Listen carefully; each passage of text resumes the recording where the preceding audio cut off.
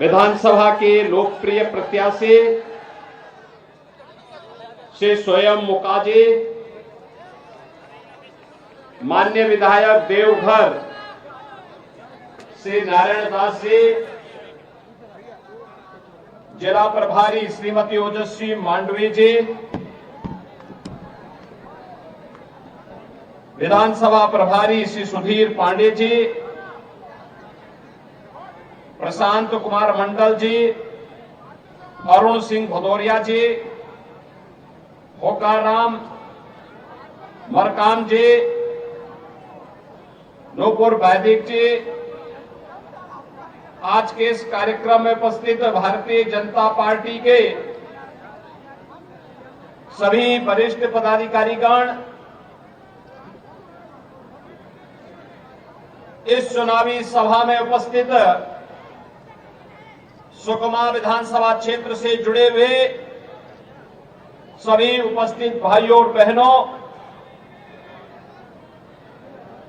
छत्तीसगढ़ विधानसभा चुनाव के प्रथम चरण में कभी प्रभु श्री राम के दंडकारण्य के वनवास के दौरान के सबसे अभिष्ट और अभिन्न सहयोगियों की वर्तमान पीढ़ी के साथ आज छत्तीसगढ़ विधानसभा चुनाव के संबंध में संवाद बनाने का मुझे अवसर प्राप्त हुआ है।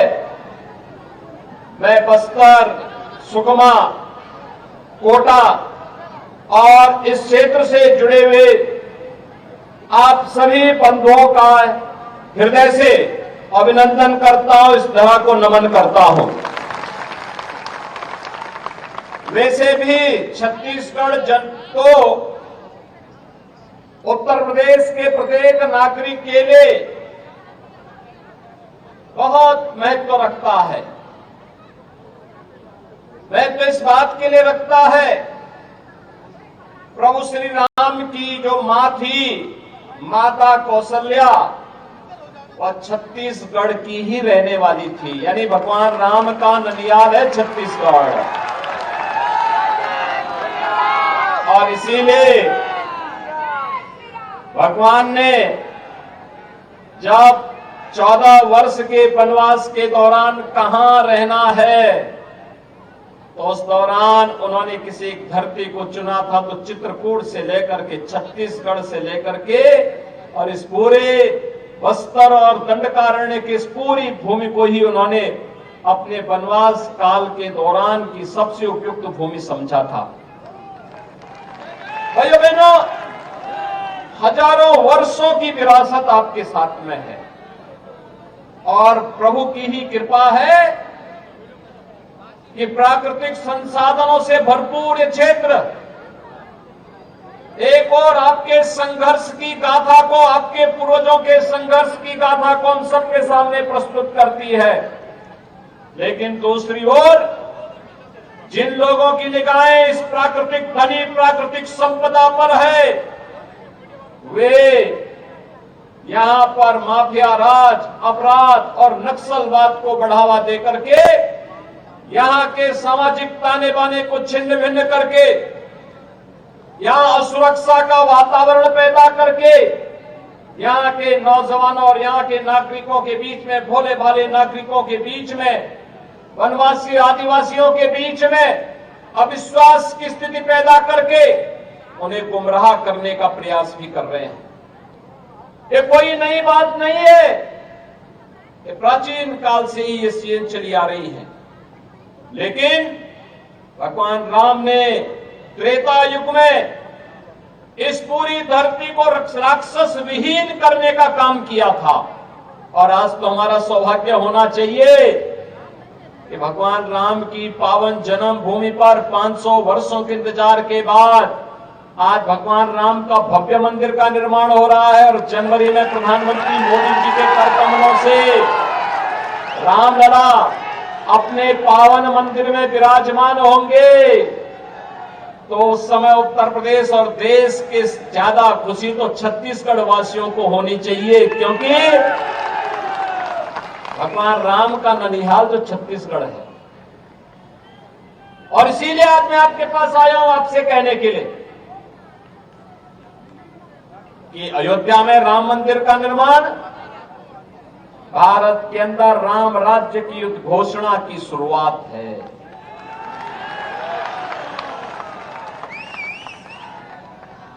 राम राज्य की स्थापना, राम राज्य का मतलब एक ऐसा शासन जिसमें जाति, मत और मजहब के आधार पर कोई भेदभाव नहीं।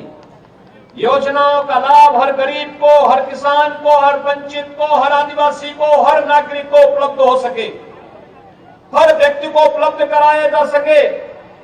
इसके लिए उन्हें किसी के सामने हाथ न फैलाना पड़े, बल्कि योजना का लाभ सीधे सीधे उन तक पहुंचे, इसके लिए राम राज्य है। उन्हें हर प्रकार की सुरक्षा मिले, संसाधनों पर उनका पूरा अधिकार हो, उन्हें हर प्रकार की सुविधा का लाभ भी प्राप्त हो, इसी को राम राज्य कहते हैं। और याद रखना, प्रधानमंत्री मोदी जी ने सही मायने में पिछले 9.5 वर्ष के दौरान देश के अंदर राम राज्य की आधारशिला रखी है। मकान सबको, प्रधानमंत्री आवास योजना में देश के अंदर 4 करोड़ लोगों को आवास की सुविधा प्रधानमंत्री जी ने पैसा उपलब्ध करवाया। 10 करोड़ गरीबों के लिए शौचालय दिए। देश के अंदर जिन लोगों के पास स्वास्थ्य की सुविधा नहीं थी, उनके 5 लाख रुपए प्रति व्यक्ति को स्वास्थ्य बीमा का कवर दिया। और यही नहीं, हर घर नल की योजना हो या गरीब के घर में उज्ज्वला योजना की रसोई गैस का फ्री में सिलेंडर उपलब्ध करवाने का कार्य ये प्रधानमंत्री मोदी जी करा रहे हैं। और कल तो प्रधानमंत्री मोदी जी ने एक और घोषणा की है, अगले 5 वर्ष तक, यानी पिछले 3.5 वर्ष से तो चली आ रही थी, अगले 5 वर्ष तक 80 करोड़ गरीबों को फ्री में राशन की सुविधा का लाभ भी उपलब्ध होगा। भाइयों बहनों, जो कोई नहीं कर पाया वो मोदी जी ने करके दिखा दिया। देखो, कांग्रेस तो नहीं चाहती थी कि अयोध्या में राम मंदिर बने। क्या कांग्रेस चाहती थी क्या? अगर कांग्रेस चाहती तो 1947 में, 48 में, 51 में, 52 में, 53 में, 54 में या उसके बाद भी लंबे समय तक उनकी सरकार रही, उन्होंने कभी अयोध्या में राम मंदिर का निर्माण नहीं करने दिया। विवाद खड़ा किया, राम भक्तों को मरवाते थे, पिटवाते थे, उनके सहयोगी गोली चलवाते थे। कभी उन्होंने राम मंदिर के निर्माण का कार्य नहीं किया, बल्कि उन्होंने तो कहा कि राम तो हुए कि नहीं हुए हम तो ये भी नहीं जानते। यानी भगवान राम के अस्तित्व पर ही प्रश्न खड़ा कर रहे थे ये लोग। तो इनसे कैसे उम्मीद कर सकते हैं कि आपके सम्मान की रक्षा करेंगे? कैसे आपकी आस्था का ख्याल ये लोग रखेंगे? इनसे उम्मीद ही नहीं की जा सकती है। याद रखना, मोदी जी प्रधानमंत्री बने और उत्तर प्रदेश में मुझे अवसर मिला, डबल इंजन की सरकार आई, राम मंदिर की सारी बाधा दूर। आज राम मंदिर बन रहा है ना भाइयों बहनों। हम लोग तो जो बोलते हैं वो करके दिखाते हैं, जो बोला उसको कर दिया, क्योंकि हमारे लिए अपना कुछ नहीं है, जो कुछ है देश के लिए है, समाज के लिए है। प्रधानमंत्री मोदी जी के लिए तो 142 करोड़ की आबादी उनका परिवार है, और इसी विश्वास के साथ वे देश के अंदर पूरी मजबूती के साथ कार्य कर रहे हैं। याद करिए, प्रधानमंत्री जी ने हर घर नल योजना आपके छत्तीसगढ़ के लिए भी दी थी। हमने उत्तर प्रदेश में 1.5 करोड़ परिवारों को, यानी 150 लाख परिवारों को हर घर नल से जल पहुंचा दिया। क्या छत्तीसगढ़ में मिला? क्या नहीं मिला होगा, छत्तीसगढ़ में नहीं मिला होगा, क्योंकि आज सरकार के एजेंडे में विकास है ही नहीं।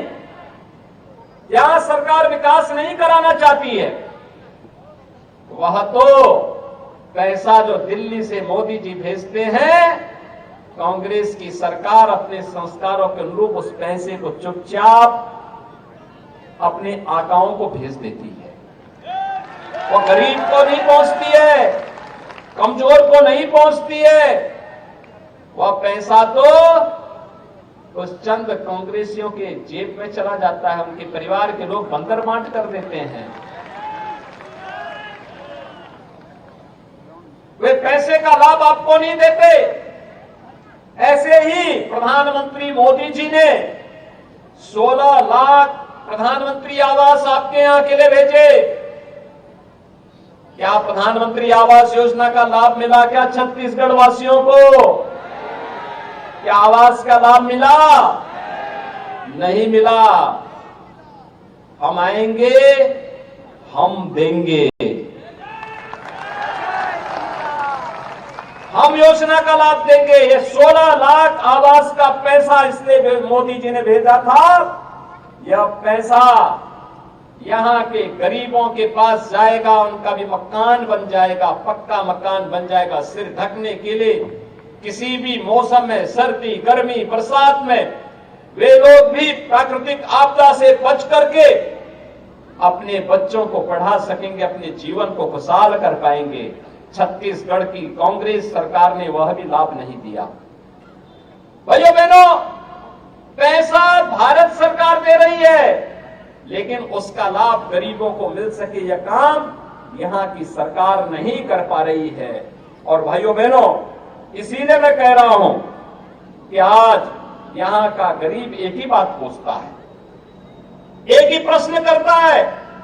गरीब बेघर लोग यही पूछ रहे हैं कि हमन ला तो नहीं मिलिस, आप ला मिलिस का? ये तो प्रश्न कर रहा है यहां का गरीब। हमन ला तो न मिलिस, आपका मिलिस का? भाइयों बहनों, यह प्रश्न स्वाभाविक है। एक गरीब का, उसकी बेबसी का, सरकार के सामने वह हिम्मत हार चुका है। कारण है, ये सरकार आज भ्रष्टाचार और बेईमानी को किस हद तक बढ़ावा दे दी है। कल ही आपने देखा होगा, एक नया घोटाला आया है महादेव ऐप का।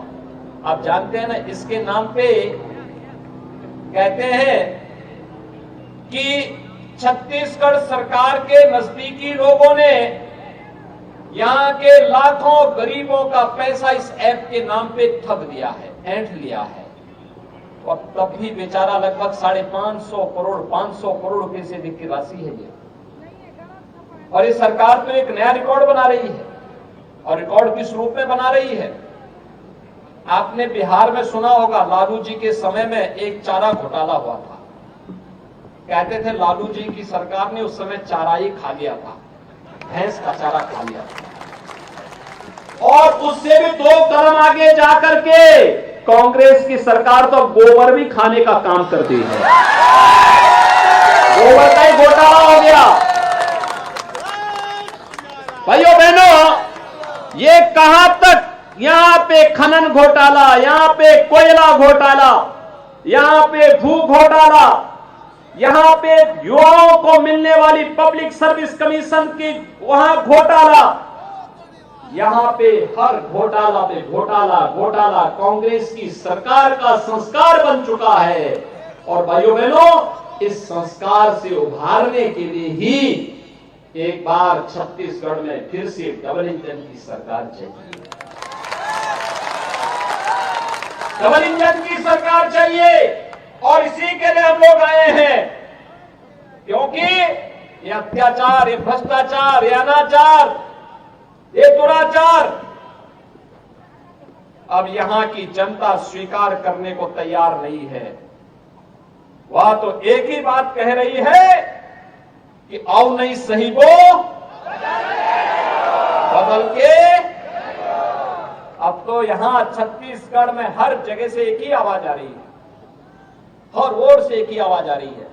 मैं कल भी छत्तीसगढ़ में कई जनसभाओं को संबोधित किया, एक ही आवाज हर एक जगह से, क्योंकि ये राम भक्तों पर लाठी और गोली चलाने वाली सरकार है। यह सरकार यहां के नागरिकों के आस्था के साथ खिलवाड़ करती है।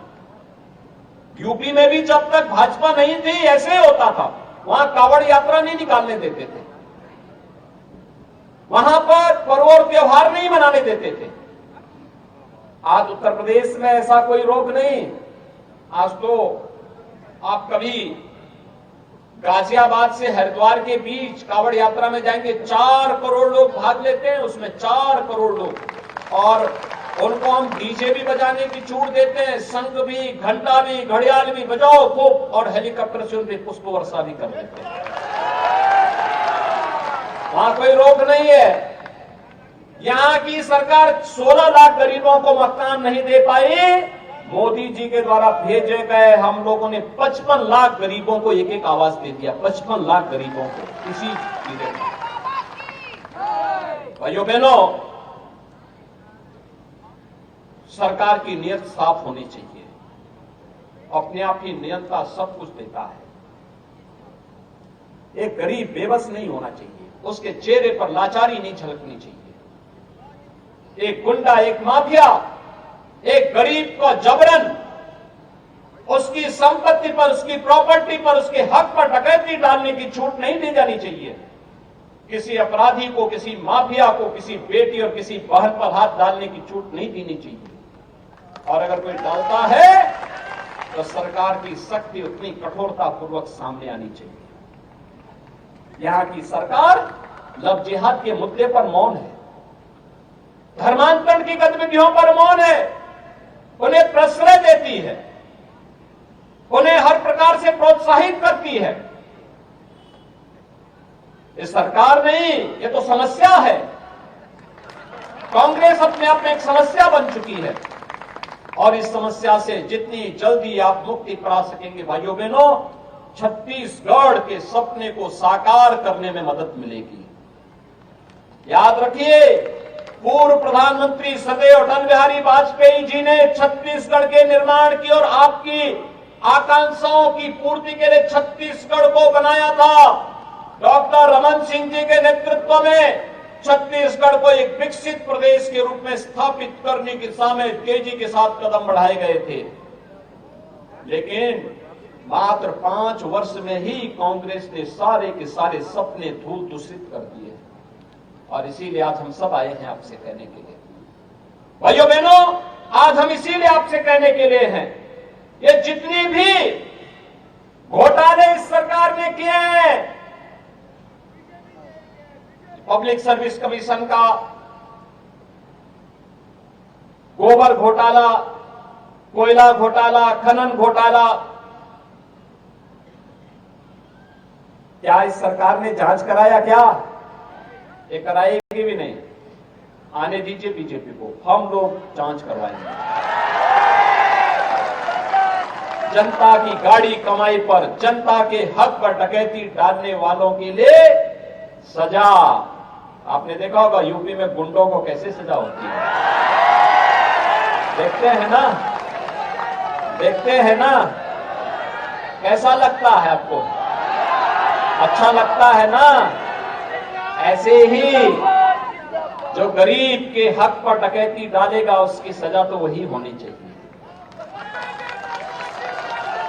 जनता तो जनार्दन है लोकतंत्र में, और जनता को तो सम्मान मिलना ही चाहिए। हर हाल में सम्मान, उसकी आस्था का सम्मान होना चाहिए, उसको योजना का लाभ मिलना चाहिए, उसको विकास की योजनाओं से जोड़ना चाहिए, उसकी खुशहाली के लिए कार्य होना चाहिए।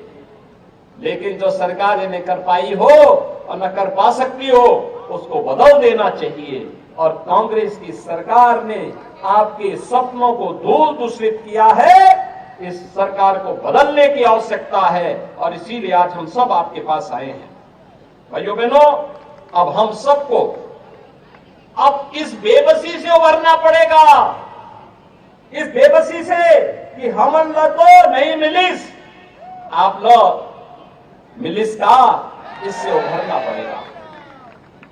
उसने नहीं दिया, उसने हमारे हक पे डाका डाला है, तो हम भी उसको वोट के लिए ठेंगा दिखाने का काम करेंगे।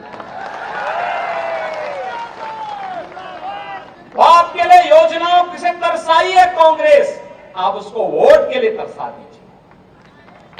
उसने पेयजल के लिए, शुद्ध पेयजल के लिए आपको तरसाया है, आप उसको वोट के लिए तरसाइए। और इसीलिए हमारा संकल्प एक ही होना चाहिए, अब न सहीबो बदल के, अब न सहीबो। और भाइयों बहनों, इसीलिए आज हम सब आपके पास आए हैं, आपसे कहने के लिए, भारतीय जनता पार्टी ने आपके बीच में कोटा विधानसभा क्षेत्र से एक बहुत सुयोग्य कार्यकर्ता को आपका प्रत्याशी बनाकर उतारा है। भाइयों बहनों, स्वयं मुका, भोला भाला,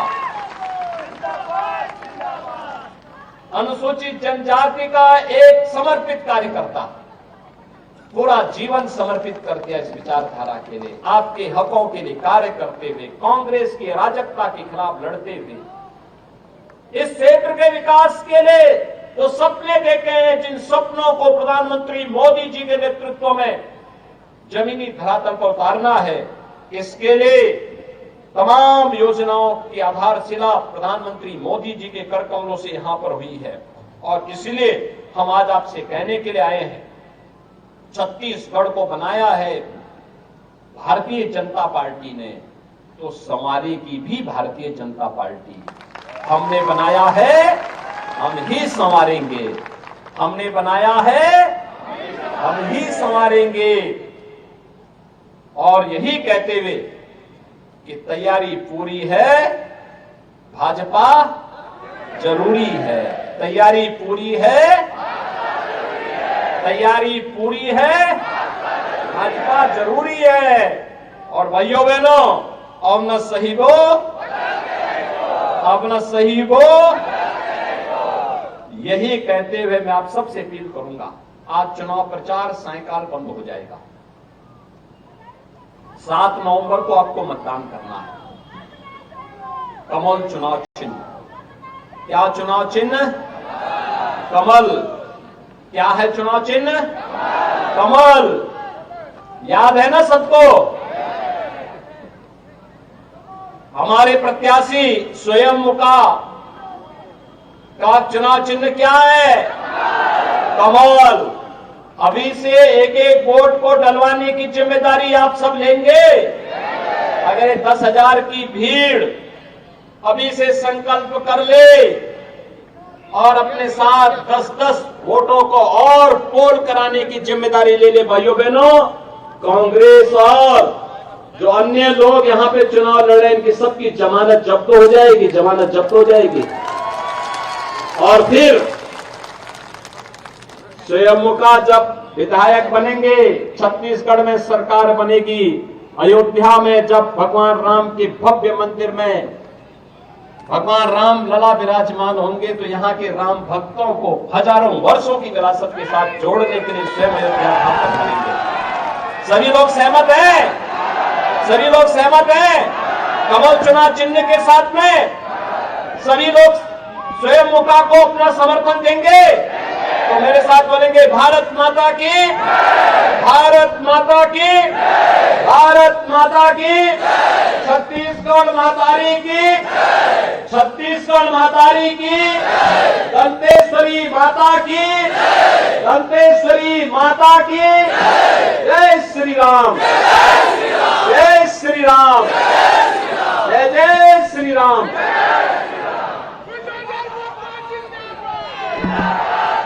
माता की। अब मैं इस कार्यक्रम के समापन के लिए और आभार व्यक्त करने। उत्तर प्रदेश के मुख्यमंत्री योगी आदित्यनाथ को आप सुन रहे थे, जो कि छत्तीसगढ़ के सुकमा में जनसभा को संबोधित कर रहे थे और साथ ही उन्होंने तमाम बड़े वादे भी छत्तीसगढ़ वासियों से किए और साथ ही बीजेपी के पक्ष में वोट करने की लोगों से अपील की। और ये सीएम की लोकप्रियता है। तस्वीरें आप देखिए, बड़ी संख्या में लोग मुख्यमंत्री योगी आदित्यनाथ को सुनने के लिए, उनको देखने के लिए यहां पर पहुंचे थे और जनता के हक पर कांग्रेस ने डाका डाला है और तमाम निशाने भी उन्होंने विपक्षी पार्टियों पर साधे।